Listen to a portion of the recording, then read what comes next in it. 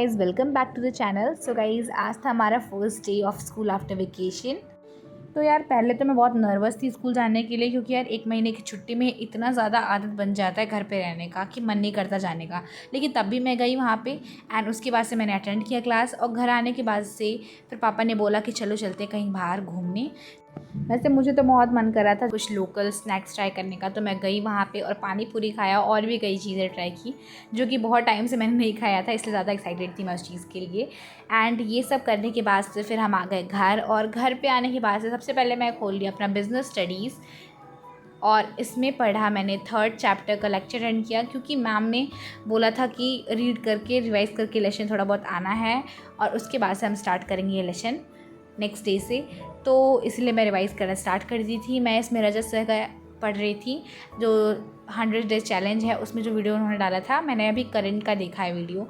And उसके बाद से जितना उन्होंने वीडियो डाला था इसका, उतना मैंने पढ़ा, लेक्चर अटेंड किया और साथ ही साथ मैंने याद भी कर लिया सब कुछ, जिससे एग्ज़ाम एंड टेस्ट टाइम में डिस्टर्बेंस ना हो और बार बार रिवीजन होते रहे।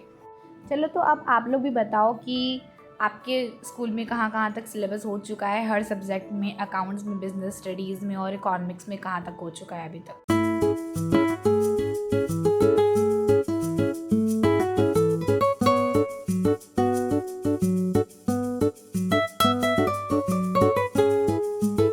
तो मुझे ये पूरा लेक्चर कंप्लीट करने में 1 आवर लग गया, जो कि कुछ ज़्यादा ही है। ऐसा का लेक्चर इतना ज़्यादा लेंथी नहीं होता, लेकिन तभी मुझे लग गया क्योंकि मैं यहाँ पे पॉइंट नोट करती जा रही थी बुक पे, वीडियो को स्टॉप करके, एंड कुछ इंपॉर्टेंट पॉइंट्स ऐसे ही नोट कर रही थी जो कि मेरी अंडरस्टैंडिंग के लिए था। तो इसमें मुझे थोड़ा टाइम लग गया। और फिर एक तो चैप्टर पहली बार ये पढ़ा जा रहा है, तो थोड़ा बहुत ऐसा टर्म आया जो कि मुझे समझ नहीं आ रहा है, तो इसको समझने में थोड़ा टाइम लग जा रहा था मुझे। तो ऐसे करते करते 1 आवर ख़त्म हो गया और ये लेक्चर भी। इसके बाद से मैंने थोड़ी देर का ब्रेक लिया एंड उसमें मैंने कार्टून देखा। तो फिर ये कार्टून देखने के बाद से मैं फिर बैठ गई रिवीजन करने के लिए, जो मैंने इससे पहले लेक्चर अटेंड किया था। तो इसके लिए मैंने क्या किया, इंस्ट्रूमेंटल म्यूज़िक स्टार्ट कर दिया एंड उसके बाद से अपना रिवीजन भी स्टार्ट कर दिया इसी के साथ। और म्यूज़िक सुन के पढ़ने में बहुत ज़्यादा ही मुझे अच्छा लगता है, वाइब आता है। और ये कोई भी डिस्ट्रैक्ट नहीं करता, कुछ भी टाइप का मेरे को डिस्ट्रैक्शन नहीं लगता ये। तो फिर मैं ऐसे ही पढ़ने लगी और फिर मैंने सारा ऐसे ही रिवाइज़ कर लिया जो भी मैंने लेक्चर में अटेंड किया था। और साथ ही साथ मैं इसको लर्न भी करते जा रही थी, मेमोराइज़ करते जा रही थी, जिसकी वजह से मेरा अंडरस्टैंडिंग और बढ़ जाए। और मैम के लेसन स्टार्ट करने से पहले मुझे कुछ ज़्यादा ही टर्म्स के बारे में पता रहा इसमें।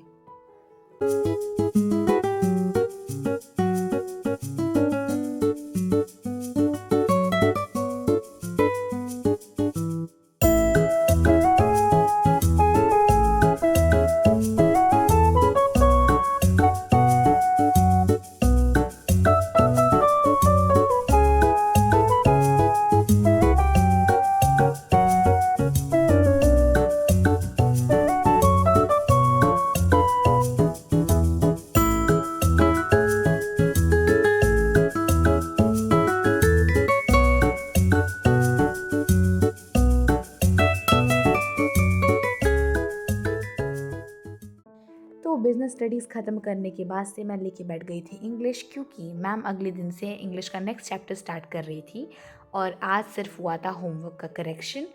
तो या मैं ये लेके बैठ गई थी और सारा कुछ रिवाइज़ करना स्टार्ट कर दी थी पहले ही, क्योंकि मैंने ये कंप्लीट कर लिया चैप्टर वेकेशन में ही, जो कि बहुत अच्छा चीज़ है। तो मैंने ये वेकेशन में कंप्लीट कर लिया था। तो इसमें जो मैंने PYQs लिखा था, इसको मैं रिवाइज़ कर रही थी।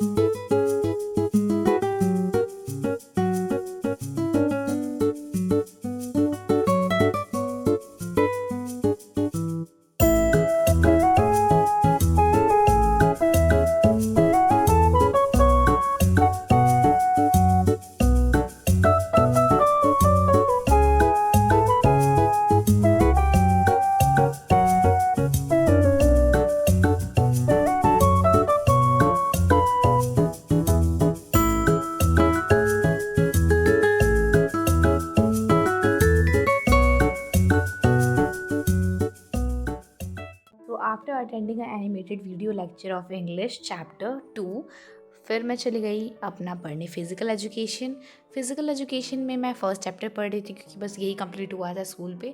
तो मैं इसको रिवाइज़ कर रही थी क्योंकि मैंने वेकेशन टाइम में भी कुछ भी रिवाइज़ नहीं किया था फ़िज़िकल एजुकेशन से।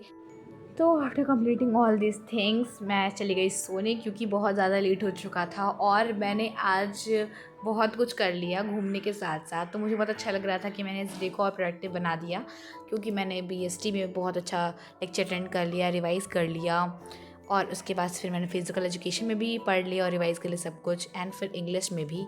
तो मुझे ऐसा लग रहा है कि मैंने आज के दिन को थोड़ा बहुत प्रोडक्टिव तो बना ही लिया और आगे कोशिश करूँगी कि मैं और ज़्यादा प्रोडक्टिव बना सकूँ अपने आगे के दिनों को, जिससे मेरा रिवीज़न होता रहे डेली और कंसिस्टेंसी बनी रहे।